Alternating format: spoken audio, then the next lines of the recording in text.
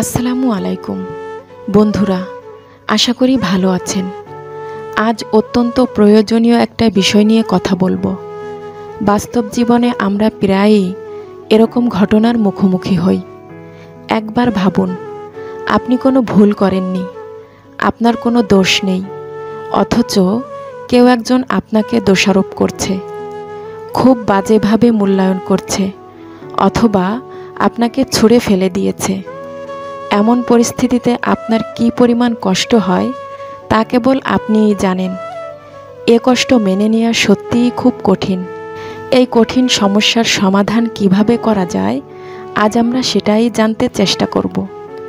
আপনার মূল্যবান সময় থেকে মাত্র কয়েক মিনিট সময় দিয়ে ভিডিওটি দেখুন। কথা দিচ্ছি, আপনার সময় বিফলে যাবে না ইনশাআল্লাহ।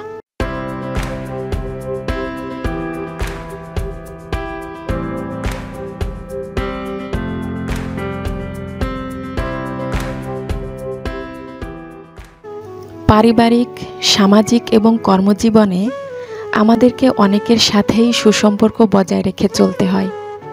জীবনের এই চলার পথে অনেক সময় আমরা ভুল বোঝাবুঝির শিকার হই।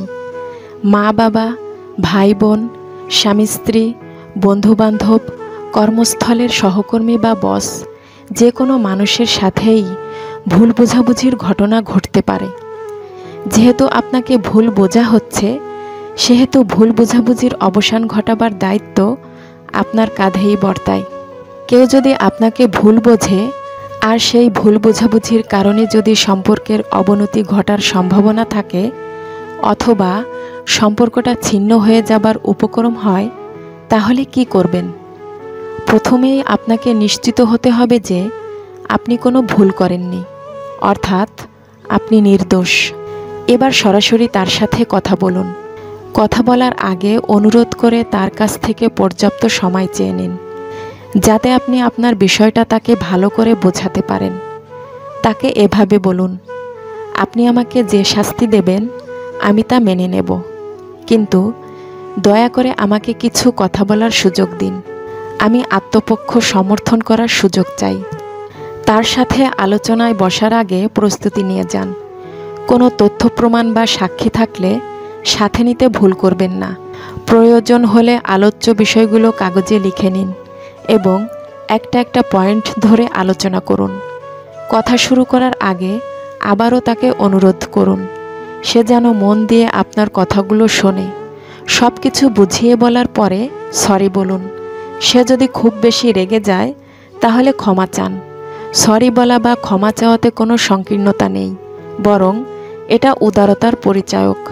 ক্ষমা চাইলে আপনার সম্মান কমবে না, বরং বাড়বে।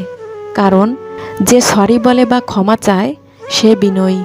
তাই ক্ষমা চাইতে কোনো সংকোচ বোধ করবেন না।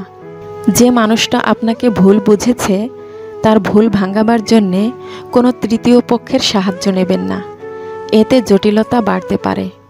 কিছু কিছু মানুষ এক্ষেত্রে অস্বাভাবিক আচরণ করে। তারা আপনার কথা শুনতেই চাইবে না, আপনাকে কথা বলার সুযোগই দেবে না। উল্টো আপনার সাথে এমন আচরণ করবে যেন আপনার চেয়ে নিকৃষ্ট মানুষ পৃথিবীতে আর নেই। আপনার বেলায় যদি এমন হয়, অর্থাৎ ওই মানুষটা যদি আপনাকে কথা বলার সুযোগ না দেয়, তাহলে অবশ্যই তৃতীয় পক্ষের সাহায্য নেবেন।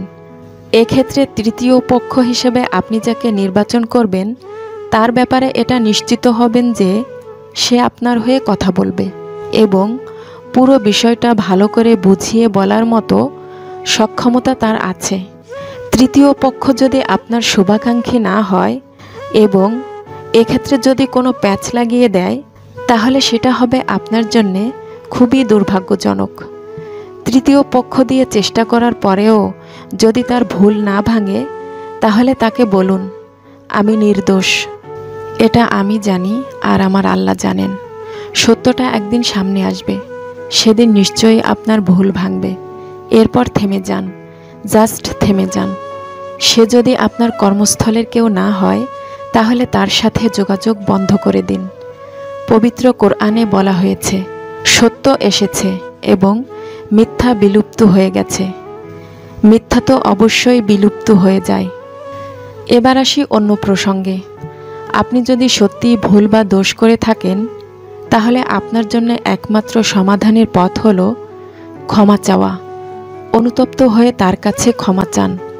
ভুলটা আপনি কেন করলেন সেটা ব্যাখ্যা করে বলুন এবং ভবিষ্যতে এ ধরনের ভুল আর হবে না এ মর্মে প্রতিশ্রুতি দিন। যদি সে ক্ষমা করে দেয় তাহলে ভালো, আর যদি সে ক্ষমা না করে তাহলে বিষয়টা সময়ের ওপর ছেড়ে দিন। মনে রাখবেন, সময়ের জল ধুয়ে দেয় বেদনার ক্ষত। এ কথার অর্থ হলো, কোনো মানুষ যদি মনে আঘাত পায় তাহলে সেই আঘাত সময়ের সাথে সাথে প্রশমিত হয়ে যায়। সময় যত গড়াবে ততই তার আঘাতের ক্ষত মুছে যেতে থাকবে। সুতরাং সময়ের অপেক্ষায় থাকুন। একদিন ভুল বোঝাবুঝির অবসান ঘটবে এবং সব কিছু ঠিক হয়ে যাবে। আর যদি এমন হয় যে কোনোদিনও সম্পর্কটা স্বাভাবিক হলো না, তাহলে বুঝবেন সমস্যাটা আপনার নয়, সমস্যাটা তার।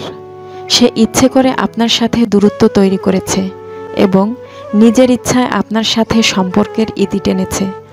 আপনার বিরুদ্ধে তার অভিযোগটা ছিল একটা অজুহাত। এই অপ্রিয় সত্যটা আপনাকে মেনে নিতেই হবে।